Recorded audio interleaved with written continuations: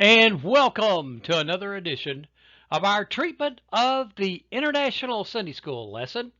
Today's lesson is entitled Love for Neighbors, and it's taken from Luke, the 10th chapter, verses 25 through 37, and it's for October the 18th, 2020, fall quarter, lesson number 7. Now, a little background information. One of the groups that really play a large part in today's lesson are the Samaritans. Now, the Samaritans, you will hear this name used in modern terms and modern groups, and it does not mean the same thing to us as it meant to the people of Jesus' day. See, the Samaritans were the mixed breed of people whom Esarhaddon in 677 sent back to the area of Israel. They were half-breeds, and they did not fully adopt the religion of the Jews. And the Jewish folks in Jerusalem, when they were brought back and resettled into Israel, did not let them really participate with them, and especially in rebuilding the temple.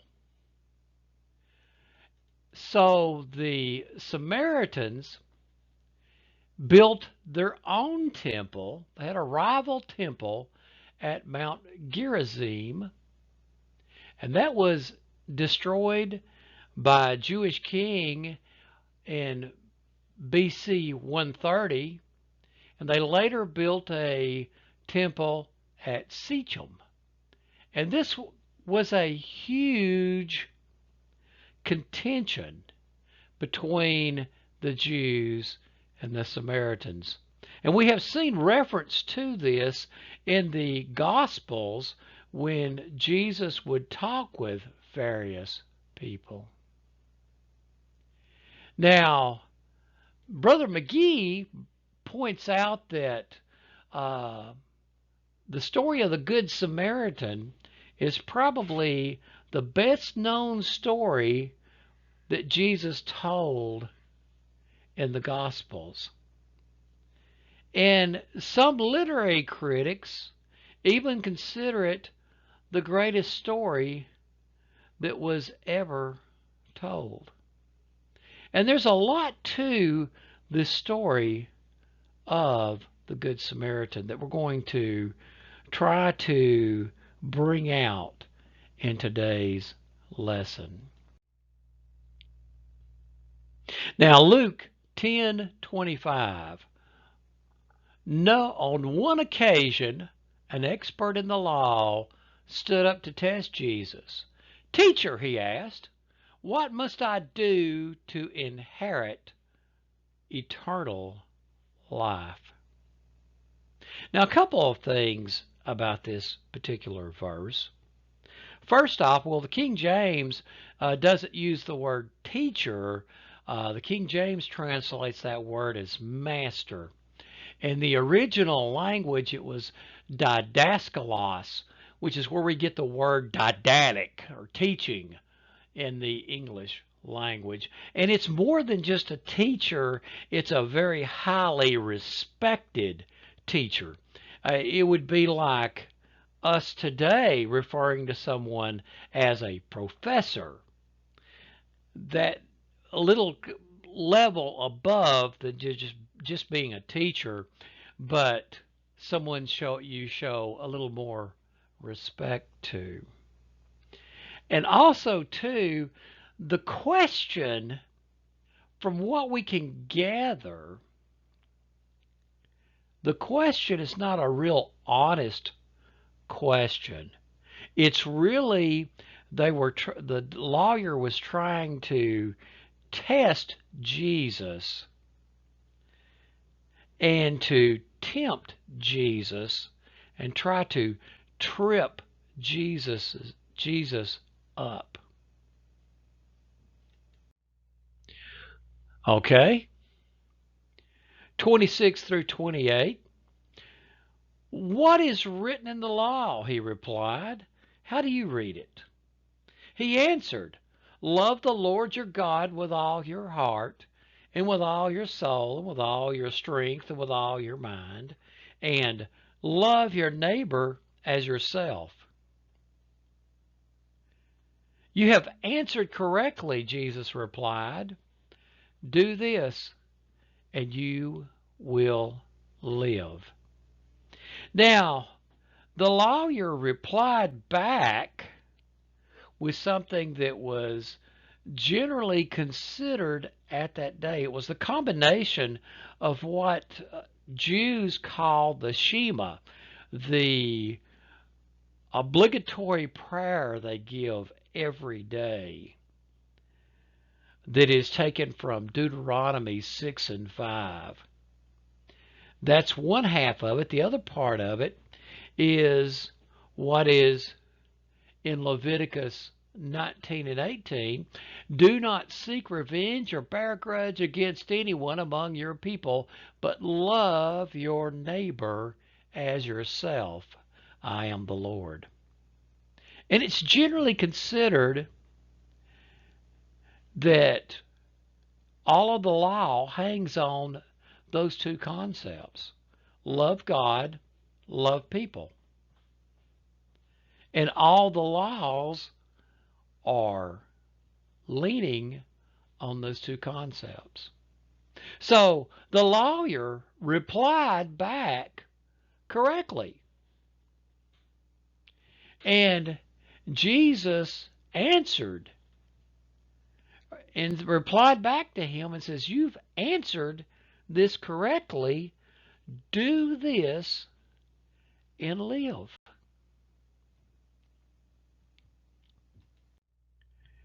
Now, the 29th verse, but he wanted to justify himself, so he asked Jesus, and who is my neighbor? Now, the lawyer could have been very honest and not prideful and not trying to justify himself, and could have responded back and say, well, you know, Jesus, I have tried to do these two things to the best of my ability. There have been sometimes I've failed, and a lot of times I've succeeded. But what can I do to be more perfect and to live a better life? And how can I go about making restitution for these times that I've failed at these? But rather than approach it from that angle and look at it from that standpoint, the lawyer was trying to look for him an out. Okay, if I have to love my neighbor and I can't love everybody, let's see if I can limit who my neighbor is down to the people that I love. Then I can live up to that. I'm justified. Who is my neighbor?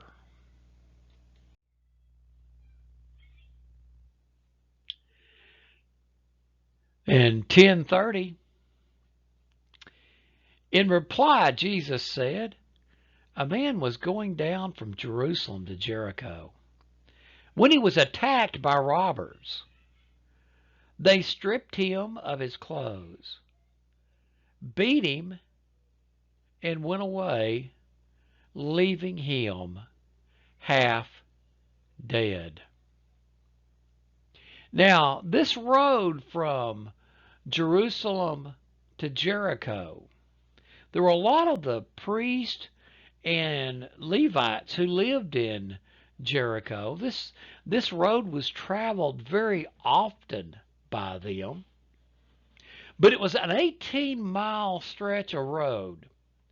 And in ancient times, it was referred to as the Bloody Way because it was one of the most dangerous roads in Palestine because robbers infested the countryside on that road because there were all kinds of caves where they could hide out. And then you wouldn't be looking for them. They'd rush out of the cave and they'd attack you. And that's what happened to this man as he was going from Jerusalem to Jericho. And these robbers left him for dead.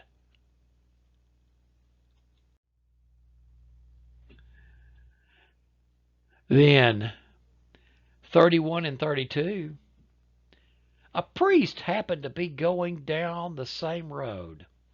And when he saw the man, he passed by on the other side. So too, a Levite, when he came to the place and saw him, passed by on the other side. Now, there's not any reason why we need to conjecture why the Levite and the priest did not engage. There's a lot of speculation. People will try to read in motives into these two's actions. There's not really any reason to do that because this is a story that Jesus invented at the, it's a parable. So there's no sense in trying to read motives into these two's actions. The important thing is that they did not want to engage with this man for whatever reason, and they did not offer help to this man. Now, J. Vernon McGee makes mention that Dean Brown of Yale University points out that there are three classes of people in this story. There's the thief, and his philosophy was, what you have is mine. Then there's the priest and the Levite, and they have a philosophy, what I have is mine. Now notice that both of these are condemned in the story. They are the bad guys. The good guy has the philosophy, what I have belongs to you. And it's the Christian philosophy of life.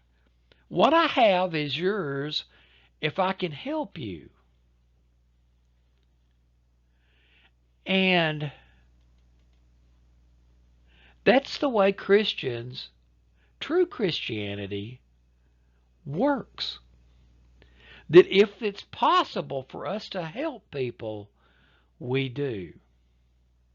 And regardless whether or not they speak with the same accent we speak with, regardless if they are the same shade as we are, regardless of which country they are from, regardless of what political party they vote for, the true Christian attitude is, if I can help you, I do it.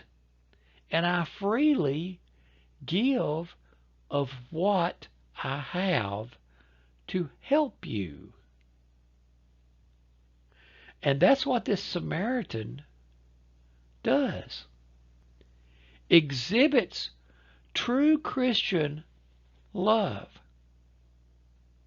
And we see this happening all the time. We see it regardless of people's religiosity.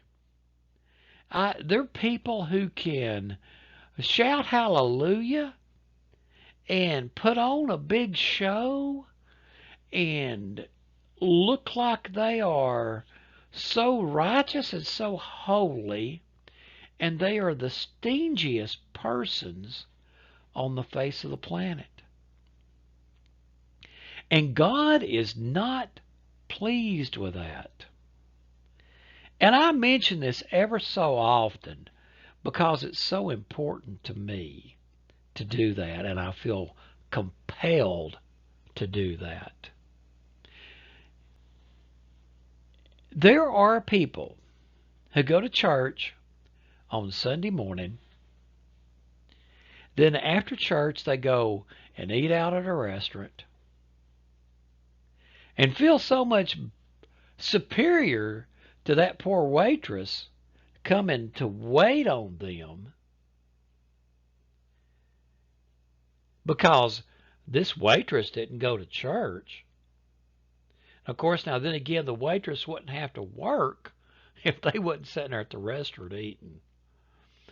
But regardless, they will sit there and the waitress will come and slave over them and treat them right and bring everything that they're supposed to bring, and they will sit there and not tip that waitress. Worse still, they will sit there and instead of leaving a tip that poor probably single mama is trying to feed her kids with, instead of leaving a tip, they leave a track. And let me tell you something. If you let some waitress slave over you and haul your food to your table, and you don't leave a tip, and you leave a track, shame on you. You're leaving a bad testimony for the church. Do not do that. Christians are supposed to be free-hearted and compassionate. Don't give the church a bad name by doing stuff like that. Show some compassion. Well, I probably got myself in trouble, and I may have alienated a few people, but I don't really care because I'm supposed to speak the truth, and I'm speaking the truth. Okay. Now, a Samaritan, 10:33 through 35. But a Samaritan, as he traveled, came where the man was, and when he saw him, he took pity on him. He went to him and bandaged his wounds, pouring oil and wine. Then he put the man on his own donkey, brought him to an inn, and took care of him. The next day he took out 2 denarii and gave them to the innkeeper. Look after him, he said, and when I return, I will reimburse you for any extra expenses you may have. Now, let's make sure we note something here. This is the group of people who were considered to be second-class citizens. They were the outcast.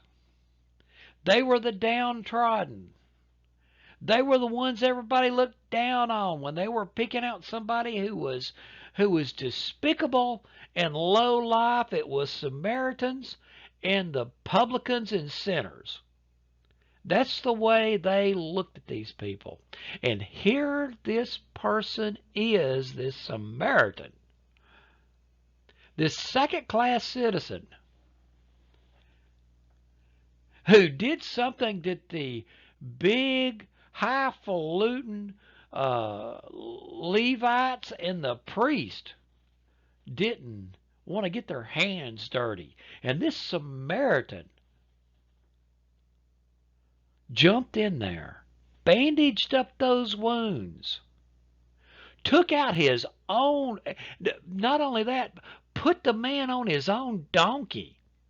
And he's sitting there walking this long distance while this hurt guy, who probably would have looked down on him the day before, was sitting on his donkey and he's walking in the heat of the day, taking him to an end. He takes out his own money, takes out enough money to keep this guy up for a month, and hands it to the innkeeper and tells the innkeeper, look after him, and when I return, if you spend any more, I will reimburse you. Now, that business about if you spend any more, I will reimburse you puts me under conviction. I'll be honest with you. We had some people who got stranded right outside the church. This has been about 10 years ago. And they got stranded right outside the church. And we had a hotel that was pretty much right across the street from the church. And so I told them, I said, well, I'll put y'all up for a night till you can get somebody to come help you fix your car, because I'm a horrible mechanic. I couldn't help them fix anything. So I went over to the hotel, gave the hotel my credit card, and said, I'm paying for a night of their hotel bill. I said, but I'm not paying for anything past that. And I'm not paying for any kind of extra expenses like HBO or anything like that. I'm renting the hotel room for a night. And I was real clear about that. So that's one way where this Samaritan really has me, because I did not put myself on the hook for an unlimited amount of expense. I put a cap on it. But this Samaritan didn't do that. He said, whatever extra you have to spend, if you have to get a doctor in here, I will reimburse you. Go ahead and spend it. And by the character of the man right here, it really appears that he was dead serious about that, and he would have done exactly what he said. This story should cause each of us a little bit of conviction as we begin to contemplate all of the choices we've made in our lives, and how have we acted in every single situation. Now, concluding thoughts, which I was already getting started with, we need to consider how we treat people. We need to consider this feeling of our own little clique, of not reaching out to people, not showing love when someone is not like us, to show hostility to people because they're not like us. We need to remember the story. The Samaritan. We talk about in modern times because of the story that Jesus told. We use the Samaritan as being the honorable, the good, the step above, the better. And that's the way we think of the Samaritans now. But when Jesus told the story, the Samaritans were considered the lowest of the low. And Jesus was preaching that inclusion. Who is your neighbor? Your neighbor is everybody. If you look out inside your church house and someone doesn't look like you, they don't sound like you, they don't talk like you, they don't dress like you, and you look down your nose at them, shame on you. Shame on me if I do it. We've got to let things go. And remember that Jesus Christ hung on that cross and shed his blood for the entire world. Not just the people in Appalachia. Not just the people that talk like a hillbilly like I talk. Not just the people who look like I look. Not just the people who've had their ancestors here since the Jamestown colony. Not just the people like me. But Jesus hung on that cross for the entire world.